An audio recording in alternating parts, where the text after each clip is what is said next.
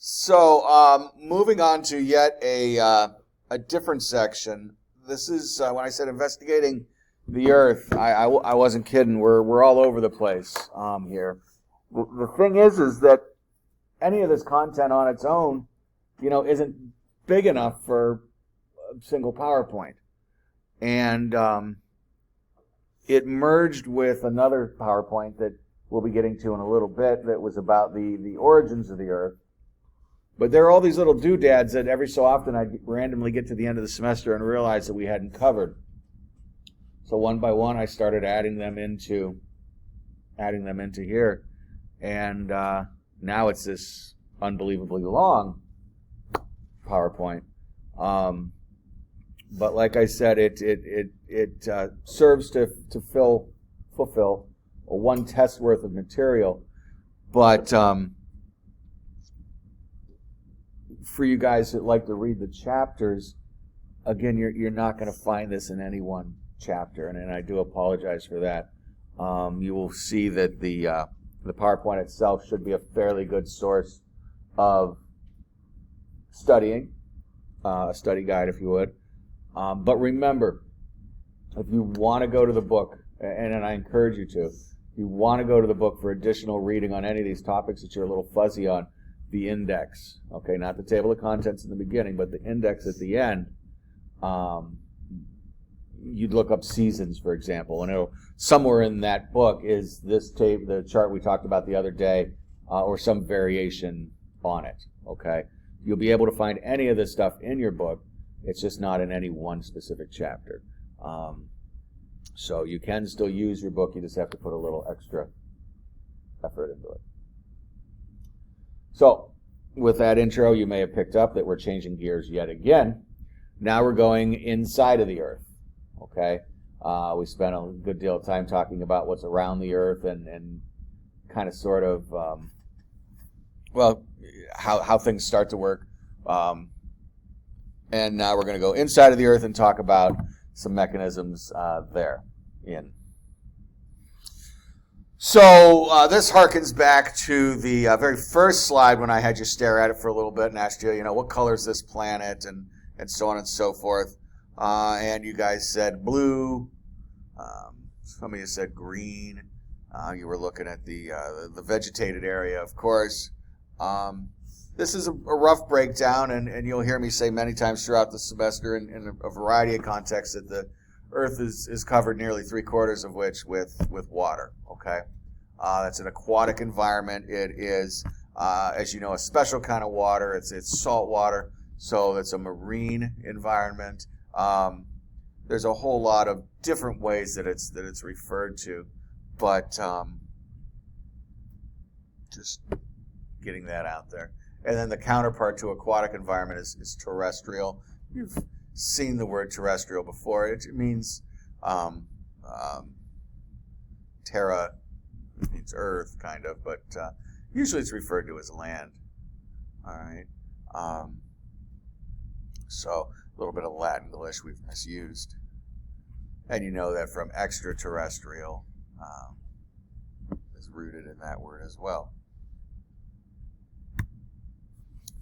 All right. So, we've had a handful of numbers that were pretty short, and I was really trying to stress to you how short they were, how little bit of atmosphere we have. And it was fairly understandable. You know what 5 miles is. You could probably even picture 300 miles, talking maybe going to, maybe out to Buffalo or somewhere farther. Drove to the beach over the summer. Maybe you went 300 miles. I think Buffalo's closer to 200 miles. But now, radius of the Earth, 4,000 miles. That's a little harder to picture. Somewhere in here, it might be the next slide. Pardon me for a second. Yeah. Nope, I don't have it in here. I thought I had New York to L.A. as an example.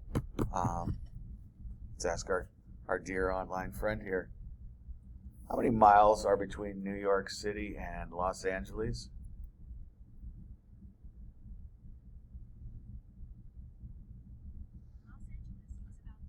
All right, so not even 3,000 miles from New York to LA. All right. So I think that's a number we all consider fairly large. So the good news is that the Earth is fairly thick. All right. What's radius, by the way? Is it all the way across? Is it just down to the middle? What does radius imply to us? Sorry? Half of it. Half of the whole? Is that what you said? Okay. So radius is 1/2 of diameter. Half of the whole, the diameter would get you all the way across. All right. And the radius is basically getting us to the center. All right. Now, what is that little squiggly there? I never used to point this out, but one semester somebody at some point way after I'd started using it said, what is this little wavy dash that you keep using? Yeah, it's approximately. I believe it's called a tilde, but it means approximately. And why is this not an exact number, you might ask? Well, are you at sea level? Are you at the top of a mountain? Are you at the bottom of a valley? There's no one number, okay?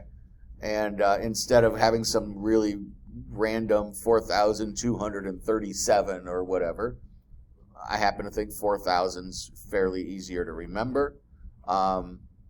Again, with that approximately in there, again, it's geology.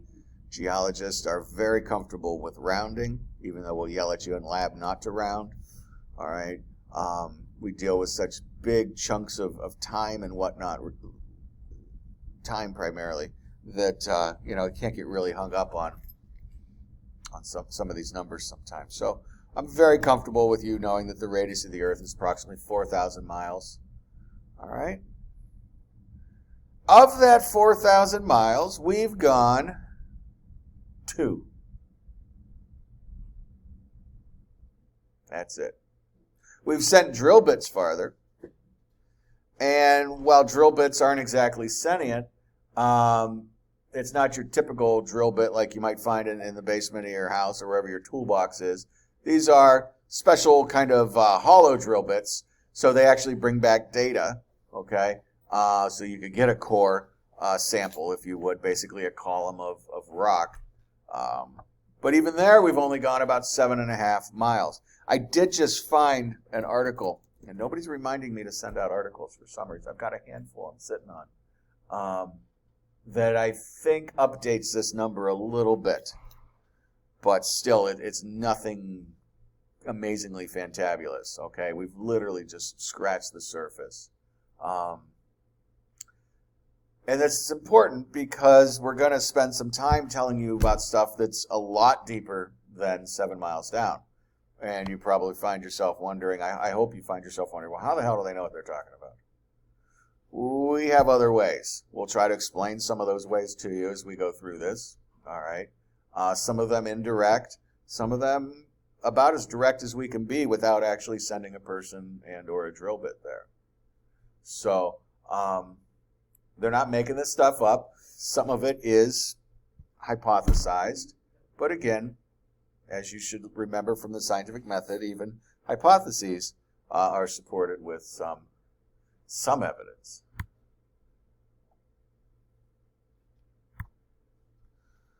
All right.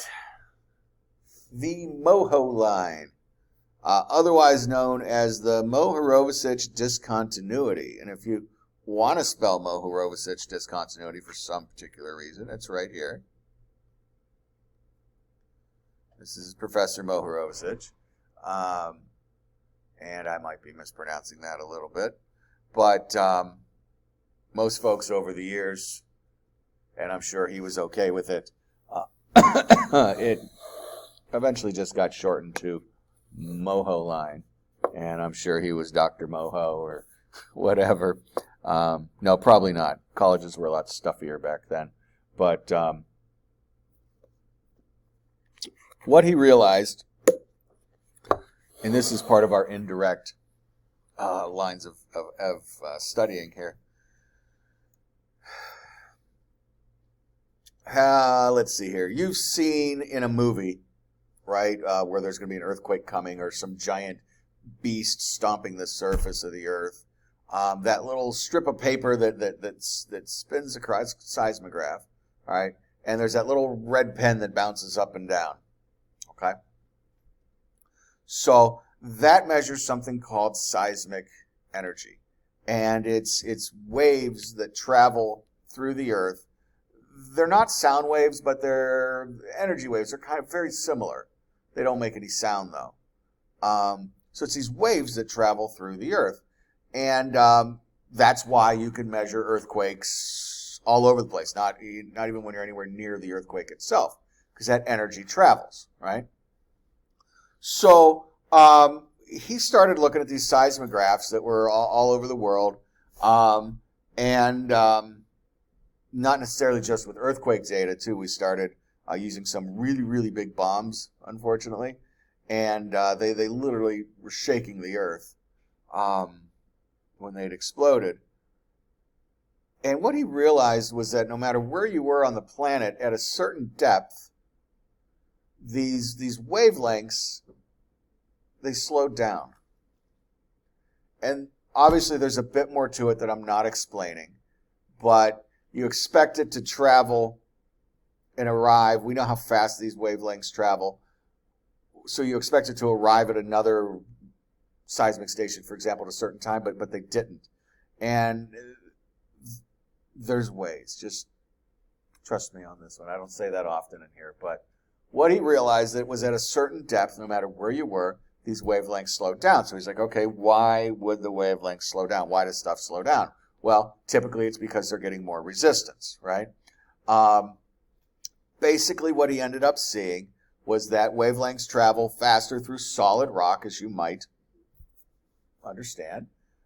And then when they hit this area of molten rock, which we knew was down there because every so often the earth leaks, right?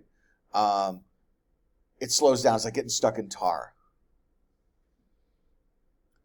Now, they talk about low velocity, high velocity. Please don't bog yourself down with these extra words that we're not using. Don't worry about the depths, okay? But this, in essence, is what he was witnessing. Discover is kind of a tough word, but so short story long, all right? The Moho line marks the boundary between the crust and the mantle.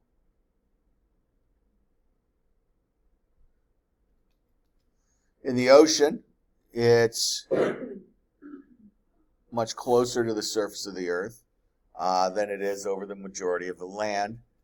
That's because, of course, the land rises up significantly from the ocean floor, right? And even at sea level, you're above what we typically consider the ocean floor. Again, please don't worry about speeds. This is not a geophysics class. If it were, we certainly would be digging into all that stuff.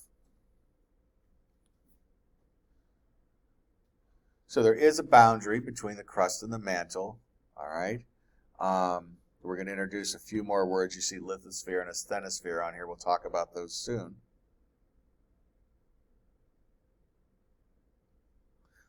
So the Moho line. All right. Another thing we want to talk about, why is there a molten layer? Why hasn't the Earth completely cooled off yet? Well, inside the Earth is very hot.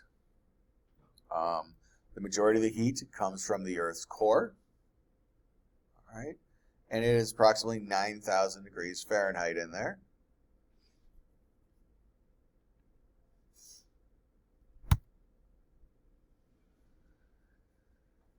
And this energy comes from radioactive decay, all right? Radiation, you know, is energy. One of its ways that it can be given off or absorbed is through heat. So this radioactive decay of everything. I know that you know uranium is radioactive and maybe a couple other things. We know them as radioactive. Everything decays, okay?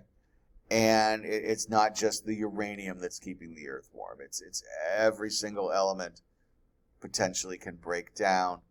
And that's been going on for a very long time, will continue to go on for a while. Additionally, it helps to insulate because the Earth is a fairly good thickness. This is prolonging the process, for lack of a better word. That's a good thing. Mars, they feel, we were talking about Mars the other day. Mars, they feel, is completely cooled. All right, Mars is a good bit smaller than us. They don't think that it has any tectonic activity. Tectonic activity, you've heard of plate tectonics, right? And this molten bit here is in large part responsible for that activity. So you take away that, you take away earthquakes, which doesn't sound like such a bad idea, right? But there's more factors to it than that. It also takes away that magnetosphere too, or at least certainly lessens it. Now, we had a vocabulary word the last time we talked for a, yeah. So you know how there's like oceans underneath the crust? Yeah, I haven't read that article yet. I mean, we've always known there was some water, but how much have did you read it? How much have they expanded that some to? They said that they found Oceans worth. Like an ocean. Yeah. But how is that not like boiling water that, I don't know, somehow seeps through? Well, it probably seeped down, for starters. My totally unknowledgeable opinion, I'm guessing it seeped down. All right. So why doesn't it boil back up like a geyser? I'm sure there is some sort of, if you picture a lava lamp going on, some sort of a cycle where it does boil up. I think it's pretty far down. So it's not going to boil up to the surface. It would boil up to, for lack of a better word, a higher level reservoir where it's cooler.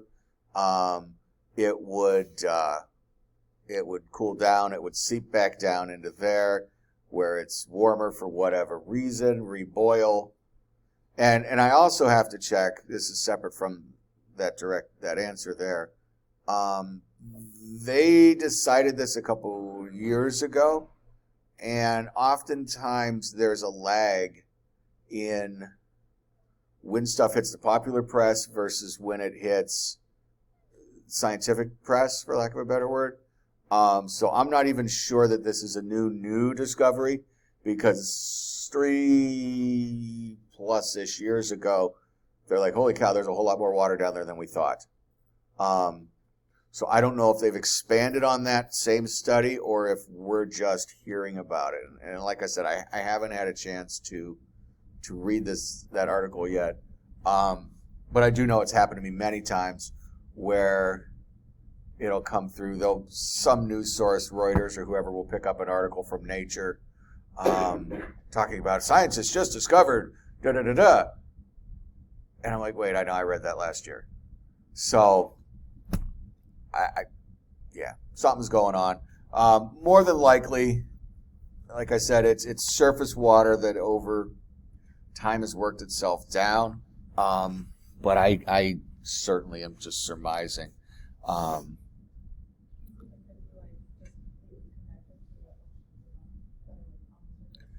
It really depends how deep it is. I mean, are they talking about, you read it recently, is it mantle, are they saying, or are they saying in the crust? Yeah, see, the mantle. The little bit I just read said it was stored in, like, the components are stored on rocks. So it's water in, like, the loosest term. It's like the ocean is in storage. Okay. Oh, in pore space? So not vast cavities. Yeah. Okay. And also, it could be from the heating. It could be pulling hydrogens and oxygens out, and yeah, it could be pulling water out of the rocks. I'm trying to think what process that is. Hydrolyzing, something like that. Yeah, it's the vast, and that's what we instantly want to picture, is these vast oceans that brings Journey to the Center of the Earth and all that to mind, which is wonderful stuff. But there are the only reason I do question that is because I think the article I saw was connecting it to diamonds, and you would need fairly decent size pockets of hot water, very hot water, to do that. So I've got to look into that. But and it's a pressurized system too, so again, that's going to play havoc with your gas laws, because if you keep a gas pressurized, it will remain a liquid. So I don't think we see the water cycle going on. I don't know. It's excuse me again. It's totally new stuff. Even if the article is 3 years old, that's new. So I'm almost positive I sent myself a copy of that one to read later. For those of you that have no clue what we're talking about, I'll see if I can get that out there, and we could all be on the same page. Yeah, great question, and really cool just developments. We know so little about this stuff. It's great that there is still these kind of discoveries being made.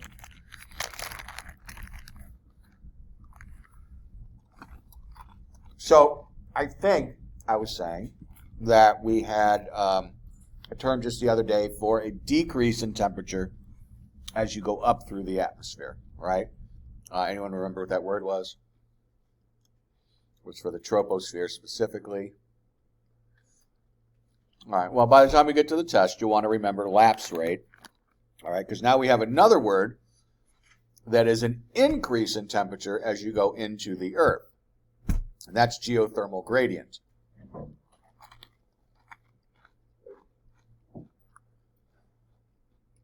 And that is, oh yeah, I just opened a bag of sweet-smelling granola. Now the bees are going to be coming for me. 1 degree Fahrenheit for every 70 feet, all right?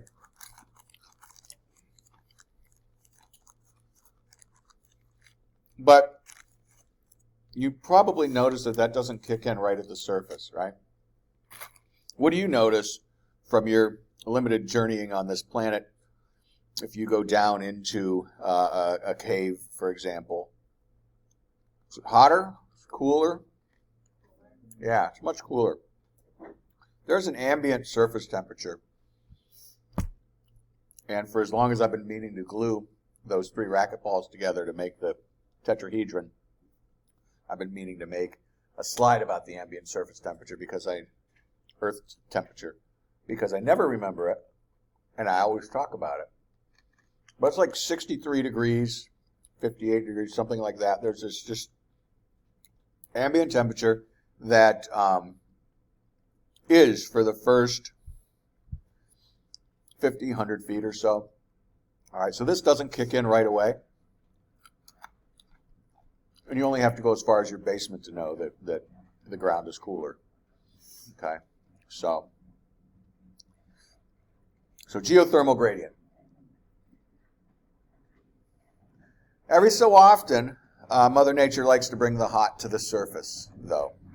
To heck with the geothermal gradient, I need hot stuff way up here. And for that, we've got volcanoes and hot spots, okay? A hot spot is a pool of magma unusually close to the surface. And much like the water we were just discussing, it potentially works its way up through cracks and crevices in the rock and piles up near the surface. If there's enough of it there with a continued source and it's close enough to the surface, it can break through, making volcanoes.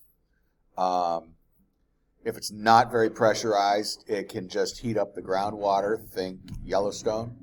Okay. They're all over the place. They're also responsible for making the Hawaiian Islands, which we'll talk about. I don't know if that comes up. That might wait until the plate tectonics chapter. But hot spots, play a pretty important role in a handful of things. So it's like through those very similar cracks that I wonder about the water trickling down. But it could have just been trapped there since day one as well. So we'll see. That is definitely an ongoing field of study. Yes, sir. Do you think Yellowstone might become more active in our lifetime? So about, I don't know, 10, 15 years ago, it was while I was here, Discovery Channel put out this huge, highly speculative piece. Discovery Channel's lost a lot of rep over the last couple decades as they've strived to get more viewers. And you would not believe the questions for a good 5 years that I had to answer about that. I haven't heard it in a while. For those of you at home, he asked me if Yellowstone's going to blow up one of these days. The answer is yes, undoubtedly. Are you likely to be there with your family? I hope not. It is definitely. Has anyone seen Yellowstone? A couple of you. Wow, that's amazing. I hardly ever get a hand up. If it weren't for the tourists, would you think you were maybe on another planet? I thought so. No, you guys didn't agree? I thought it was pretty freaking amazing. Between these bubbling pots of multicolored algae and mud and boiling water and the bizarre smells and the steam. To me, it seemed kind of like Venus or something.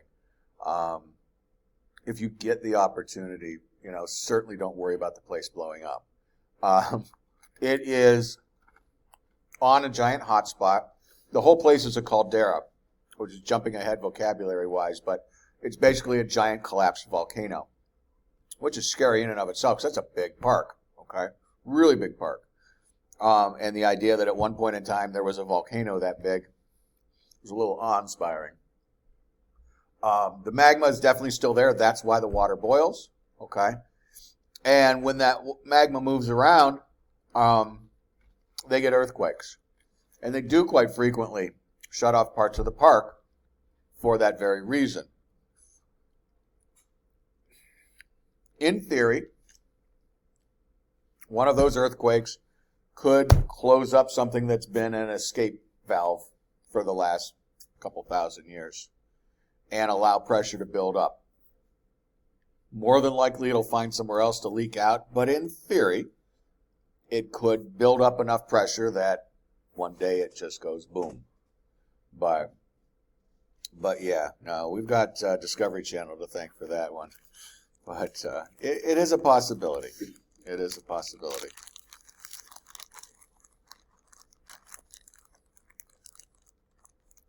Anything else while we're paused? I've got a cool little video that I actually brought back from the time I went to Yellowstone years ago. But it gets so redundant after you've watched only so many geysers and only so many mud pots. But one day when I'm bored, maybe I'll excerpt bits and pieces of it off of the DVD onto a computer, and so you can actually see the hydrological features. It's really neat stuff. Really neat stuff. But that's way closer to the surface of the Earth. And the water comes down from the surface, fills up the aquifers, and then it gets boiled with the magma chambers. This ocean stuff, I think, is way, way deeper. So I really will try to find that article for you guys.